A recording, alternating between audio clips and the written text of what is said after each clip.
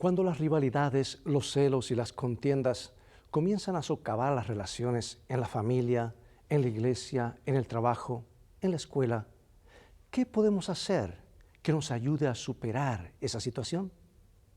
Cuando tu vida no resulta ser como habías esperado, ¿existe algún remedio o fórmula para evitar que la desilusión te abrume? ¿Es posible ver un mañana positivo? ¿Qué puede hacerse por las personas que te rodean, que sienten que están solas en el mundo y que sus vidas no tienen sentido y valor? Toma tu Biblia. En un momento más regresaré.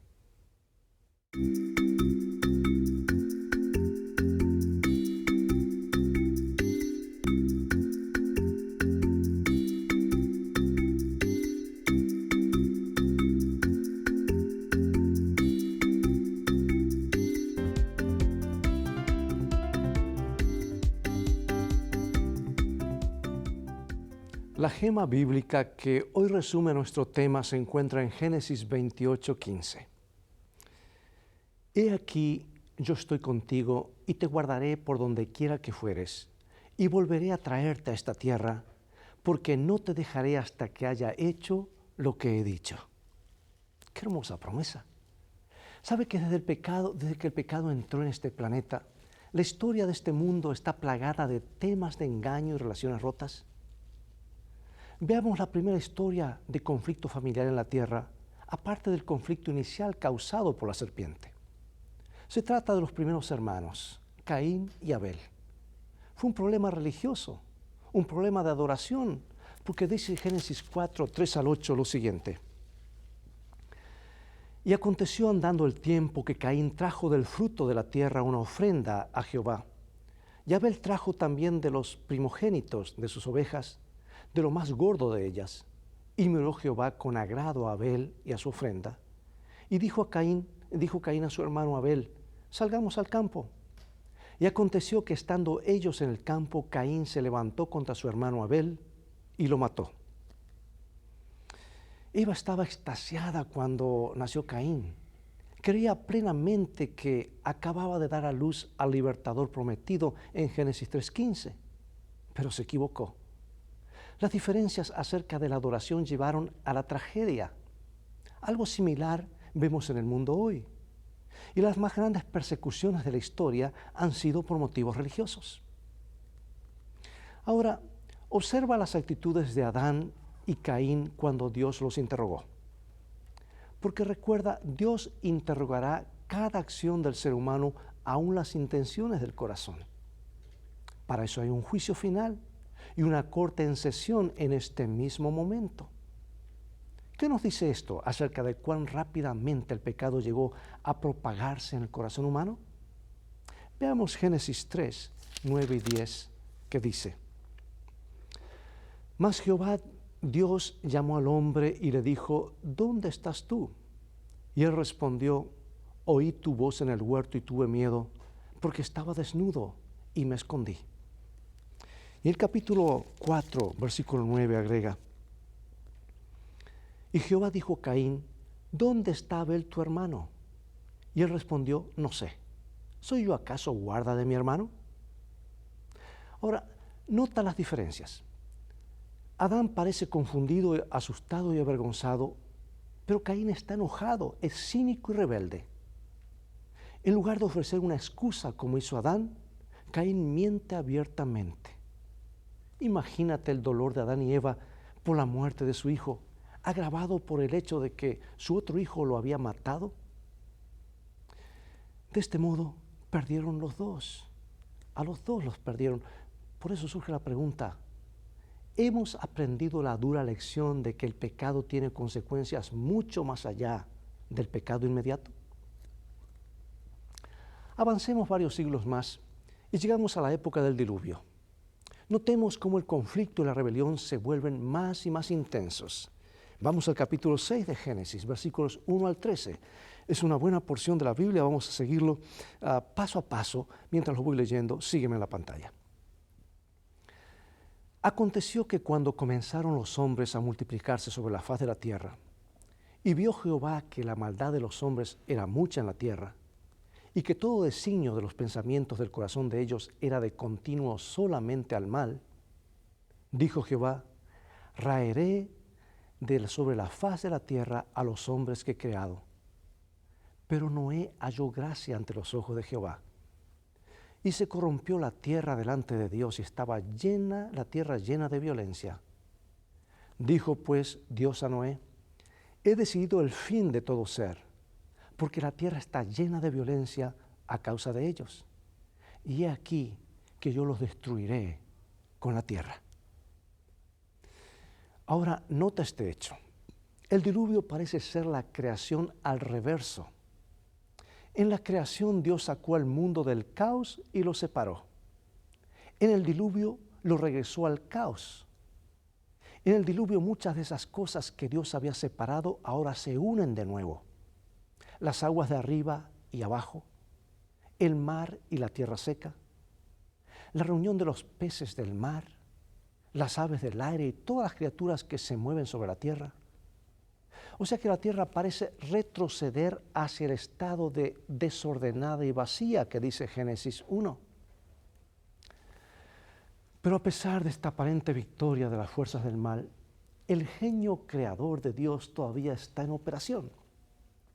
Él inicia una nueva creación al separar los diferentes elementos. Primero, escucha bien, separa a Noé, un hombre justo y perfecto, de la gente de su tiempo cuya maldad es tan grande y cuyo pensamiento es solo hacia el mal. Dios entonces le da a Noé la tarea de construir un barco enorme. Luego separa un grupo pequeño de personas, aves y animales, y los pone en la seguridad del barco de modo que puedan sobrevivir lo que se viene. Basada en la gracia de Dios, la vida seguirá y surgirá un mundo nuevo de los restos del anterior. Ahora hay una creación nueva, pero no es una creación perfecta. El ser humano se vuelve más frágil e inclinado hacia el mal. Y Noé, un héroe de la fe, ahora se emborracha. Y ocurren cosas realmente vergonzosas. Sí, el gran conflicto continúa, no solo en una escala masiva, sino también en el corazón de las personas. Hoy está llegando a sus límites. Y Jesús en su sermón profético comparó el fin del mundo con los días de Noé. La Biblia describe el diluvio como la exterminación de toda vida. Pero escucha, una expresión similar, borrar, destruir, se usa en otras partes de la Biblia también, como en Isaías y Salmos, para describir las acciones del Redentor al perdonar los pecados. Y en ese conflicto hay solamente dos opciones. O se borra nuestra vida o se borran nuestros pecados. Ahora surge al escenario Abraham. Es conocido por su fidelidad, pero en realidad su vida habla más sobre la fidelidad de Dios hacia él. 2 veces Dios le asegura a Abraham que tendría un hijo. Primero se lo dijo cuando tenía unos 75 años y se lo repitió unos 10 años más tarde. Finalmente, después de muchos tropiezos, a Abraham le nace un hijo, el hijo de la promesa. Pero ahora Dios le pide que sacrifique a su hijo. Abraham no entendió al comienzo, pero aprendió a vivir por fe, confiando en el Dios de lo imposible. En esta historia vemos destellos claros, amigo y amiga, del gran plan de salvación, de la esperanza en el gran conflicto. Padre e hijo suben al monte. Al momento de sacrificar a su hijo, Dios intervino enviando un ángel para evitar que el joven muera. Pero al mismo tiempo proveyó un sustituto, un cordero inocente que debía morir. ¿Por qué en el gran conflicto la rebelión y la desobediencia, el pecado, engendran la muerte? ¿Por qué? Porque al separarnos de Dios automáticamente lo que ocurre es la muerte. Alguien debe morir. La Biblia dice que sin derramamiento de sangre no hay remisión o perdón del pecado. Y ahora en Génesis capítulo 22, 12 al 14, nos dice el relato. Y dijo no extiendas tu mano sobre el muchacho ni le hagas nada, porque ya conozco que temes a Dios, por cuanto no me has rehusado tu hijo, tu único. Entonces alzó Abraham sus ojos y miró, y aquí a sus espaldas un carnero trabado en un zarzal por sus cuernos. Y fue Abraham y tomó el carnero y lo ofreció en holocausto en lugar de su hijo. Y llamó a Abraham el nombre de aquel lugar, Jehová proveerá. ¿Qué esperanza se revela aquí con respecto al gran conflicto? Sabes que siglos más tarde, sobre este mismo monte, un padre estaba entregando a su único hijo. No hubo un ángel que detuviera el sacrificio, y gracias a Dios que fue así. El Hijo, el Cordero de Dios, debía morir solo, como sustituto de nuestros pecados, para que todo aquel que en él cree no perezca, mas tenga vida eterna. Sí, el conflicto había llegado a su máxima expresión y el cielo intervino de una forma dramática que dejó mudos a los habitantes del universo. Y debido a esa muerte y debido a esa resurrección, hoy tenemos esperanza. Jesús ascendió al cielo. Está llevando a cabo la solemne obra de juicio, transfiriendo sus méritos perfectos a los que lo aceptan por fe, declarándolos inocentes y herederos del reino de los cielos. Pero allí no termina. Pronto regresará a buscar a los que se anotaron para estar con él. Sí, esta historia del monte Moria, más tarde conocido como el monte Calvario, nos trae esperanza en el gran conflicto. Nos trae la única esperanza. Sígueme en la lectura de estos párrafos inspirados de mi autora favorita. Ella dice: fue para grabar en la mente de Abraham la realidad del Evangelio, así como para probar su fe, por lo que Dios le mandó sacrificar a su hijo. La agonía que sufrió durante los aciagos días de aquella terrible prueba fue permitida para que comprendiera por su propia experiencia algo de la grandeza del sacrificio hecho por Dios, por el Dios infinito en favor de la redención del hombre. Dios dio a su Hijo para que muriera en la agonía y la vergüenza. A los ángeles que presenciaron la humillación y la angustia del Hijo de Dios, no se les permitió intervenir como en el caso de Isaac. No hubo una voz que clamara, basta. El Rey de la Gloria dio su vida para salvar a la raza caída. ¿Qué mayor prueba se puede dar del infinito amor y de la compasión de Dios? El sacrificio exigido a Abraham no fue solo para su propio bien, ni tampoco exclusivamente para el beneficio de las futuras generaciones, sino también para instruir a los seres sin pecado del cielo y de otros mundos. El campo de batalla entre Cristo y Satanás, el terreno en el cual se desarrolla el plan de la redención, es el libro de texto del universo. Qué hermosas palabras.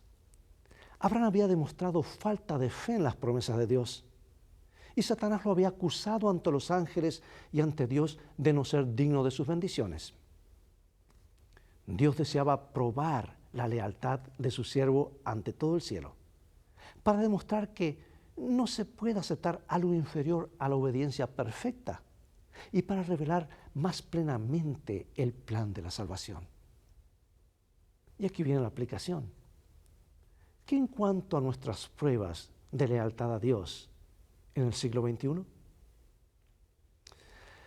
Bueno, avancemos en el tiempo y llegamos a la época de dos descendientes de Abraham, Jacob y Esaú. Nos habla de la lucha entre los propósitos de Dios y la rebelión individual. En la antigüedad era costumbre que el hijo mayor, o sea, primogénito, así se le llamaba, recibiera la bendición del padre antes de la muerte de éste. El primer hijo recibía la mayor parte de la riqueza de la familia y pasaba a ser responsable por el bienestar de la familia. Pero Jacob, ayudado por su madre, se las ingeniaron para engañar y despojar a Esaú del título de propiedad. Y Esaú odió a su hermano e hizo planes para matarlo después de que su padre muriera. Y Jacob huyó por su vida. Pensó que serían pocos días, pero los pocos días se volvieron 20 años. Y Rebeca, su madre, nunca más vio a su hijo Jacob. Ahora el plan de Dios parecía haberse arruinado y hecho pedazos para siempre en la vida de Jacob. Pero aquí viene lo glorioso de la gracia de Dios. Mientras huía, Dios no lo dejó solo. Vayamos al relato bíblico de Génesis 28, 12 al 15. Y soñó, y he aquí una escalera que estaba apoyada en tierra, y su extremo tocaba en el cielo, y he aquí ángeles de Dios que subían y descendían por ella. He aquí yo estoy contigo, y te guardaré por donde quiera que fueres, y volveré a traerte a esta tierra, porque no te dejaré hasta que haya hecho lo que te he dicho. A repetir las promesas hechas a Abraham, Dios le estaba asegurando a Jacob que los planes seguían vigentes. Aun cuando Jacob parecía ignorarlos, Dios todavía estaba allí con él. Sabes, a veces tú y yo, por nuestra falta de fe, cometemos errores y parece que nuestro futuro está arruinado. Pero Dios está allí, en el mismo lugar donde lo dejamos la última vez, para reafirmarnos sus promesas y darnos un nuevo comienzo. Cuán importante es confiar nuestro presente y futuro en las manos de Dios. Cuánto dolor y sufrimiento podemos evitarnos, y también a los que nos rodean, al no adelantarnos a sus planes y estar atentos a las indicaciones de su providencia. Pero hay otro capítulo más del gran conflicto. Esta vez la historia de José y sus hermanos. ¿Qué lecciones podemos aprender? Así como Jacob merecía una suerte peor que la de su hermano Esaú por la forma en que lo trató, vemos algo parecido en la historia de José y sus hermanos. Aquí de nuevo vemos al hermano que odia al hermano porque uno recibió más favores que el otro. La túnica de muchos colores no fue hecha simplemente de una sábana rayada, no. La palabra original de esa túnica implica que era un manto costoso que usaban las familias reales y habría estado cubierto con ricos bordados y labores que solía llevar un año en hacerlos. Además, cuando José les contó el sueño a sus hermanos, se produjo aún más odio y envidia contra él. Por eso, en la primera oportunidad, tramaron un plan para eliminarlo. Ellos deben de haberse felicitado por lo fácil que había sido sacarlo de sus vidas. No obstante, ninguno tenía la menor idea del modo en que Dios usaría esta situación para salvar a toda su familia años más tarde. Veamos el cuadro general a la luz del gran conflicto. ¿Y en qué se concentró José? Génesis capítulo 45, versículos 4 al 8. Entonces dijo José a sus hermanos: acercaos ahora a mí. Y ellos se acercaron. Y él les dijo: yo soy José vuestro hermano, el que vendisteis para Egipto. Ahora pues, no os entristezcáis, ni os pese de haberme vendido acá, porque para preservación de vida me envió Dios delante de vosotros. Y Dios me envió delante de vosotros para preservaros posteridad sobre la tierra y para daros vida por medio de gran liberación. Así pues, no me enviasteis acá vosotros, sino Dios, que me ha puesto por padre de Faraón y por señor de toda su casa y por gobernador en toda la tierra de Egipto. Piensa en lo que pudo pasar por la mente de José como jovencito en cadenas, caminando detrás de un camello y mirando hacia las colinas del hogar de su niñez, mientras desaparecían a la distancia. Luego fue expuesto para ser rematado o subastado, y los compradores inquisitivos lo humillaron mientras lo inspeccionaban antes de hacer su oferta. Muchos han renunciado a su fe por una humillación y sufrimiento menor que este.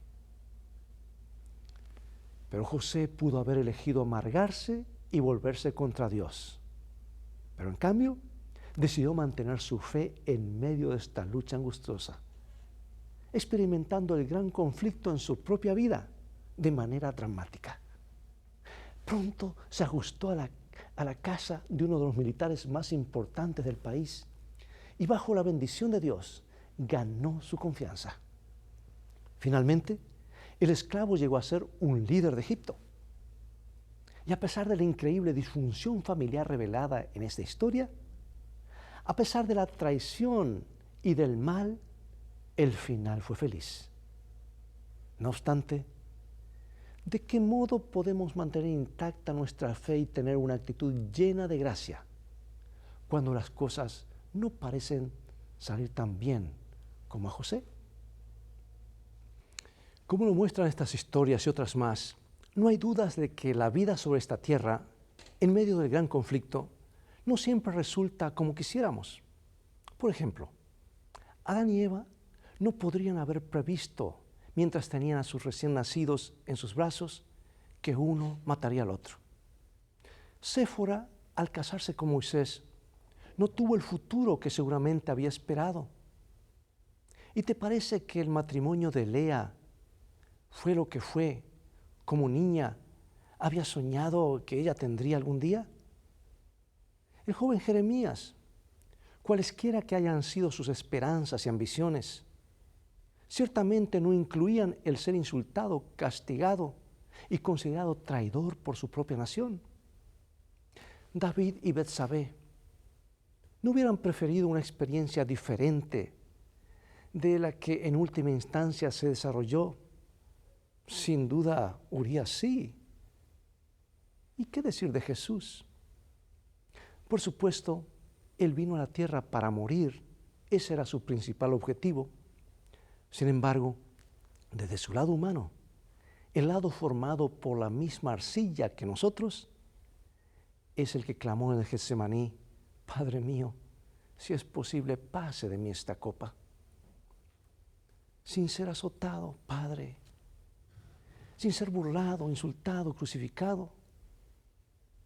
A los 36 años seguramente no era lo que nadie hubiera esperado. Sí, no hay dudas, la vida puede jugarnos malas pasadas y eso no debería sorprendernos. Estamos en el medio de un gran conflicto. ¿Qué esperas de un mundo caído, pecaminoso? ¿Esperas el paraíso? No, el Edén ya pasó hace mucho tiempo. Pero sabes, volverá. Y cuando esto suceda, la brecha entre la vida actual y la futura será infinitamente mayor que la brecha entre lo esperado y lo que en cambio recibiremos. ¿Te encuentras caído, caída? ¿Le has fallado a Dios? ¿Piensas que no hay solución? ¿Sientes que tu vida se ha hecho pedazos y que es injusta? Recuerda, Dios todavía sigue siendo justo y pronto enderezará todas las cosas. ¿Crees que no hay solución? Bueno, mira la tumba vacía. Si Dios tuvo la solución para el problema de la muerte, también tiene la solución para el problema de los vivos. No te des por vencido o por vencida. Dios está más cerca de ti de lo que te imaginas. El precio pagado por ti fue infinito. Saldrás victorioso, victoriosa de este conflicto en el nombre del Señor. Porque para los hijos de Dios, lo mejor está por llegar. No te desanimes. Mira más allá de tus ojos físicos. Mira al Dios de lo imposible. Mira al Dios de los milagros. Mira al Dios de las imposibilidades posibles. Mira al Dios de los nuevos comienzos. Es hora de regresar a Jesús. No te pongas de parte del enemigo en este conflicto. Ponte de parte de Jesús. Ya sabemos cómo han de terminar las cosas. Hay dos caminos. Tú no puedes cambiar los destinos porque uno conduce a la vida eterna, el otro a la muerte eterna. Pero sí puedes elegir por dónde transitar. Y tomaste el camino que el enemigo te ha estado mostrando del engaño, de la separación de Dios, es hora de regresar. Jesús quiere librar esa batalla y ganarla en tu corazón, porque es el Señor de señores, el Rey de reyes, y quiere gobernar en tu vida por toda la eternidad. Tú y yo le pertenecemos por creación, por redención y por sustentación. Tu destino y el mío es la eternidad. No este paréntesis de 6,000 años de pecado, porque pronto este paréntesis se acabará. Y cuando este paréntesis se acabe, porque se va a acabar, y la serpiente sea eliminada, ya no viviremos más en el tiempo, viviremos en la eternidad. Ese es tu destino, ese es mi destino. Acompáñame en oración. Padre Celestial, gracias por hacer provisión para cada uno de nosotros en este gran conflicto. Gracias por no dejarnos solos. Gracias que a través de los siglos tú has guiado a tus hijos hacia la victoria. Hemos visto un cuadro general de gran conflicto a través de las edades. Pero ese conflicto aún no ha terminado. Sigue rugiendo en el mundo y en el corazón de cada ser humano. Pero tú has enviado a tu Hijo, Padre, para irrumpir en el tiempo y traernos eternidad, traernos salvación, sanidad, perdón, restauración y vida eterna. Queremos hoy mirar a Jesús por perdón, por gracia, por victoria. Queremos triunfar como Él triunfó. Danos las fuerzas. Sabemos que lo harás, porque lo pedimos en el nombre de Jesús. Amén. Amigo y amiga, quisiéramos hablar un poco más de esto, pero será hasta el próximo tema. Es todo el tiempo que tenemos por hoy. Ya ha llegado el momento de despedirnos. Será hasta el próximo programa de esta serie Lecciones de Vida. Espero que tú invites a otros para que sintonicen este programa y que sintonicen a través de este canal. Que la paz del cielo inunde tu vida en este día. Las cosas han de terminar bien para los hijos de Dios.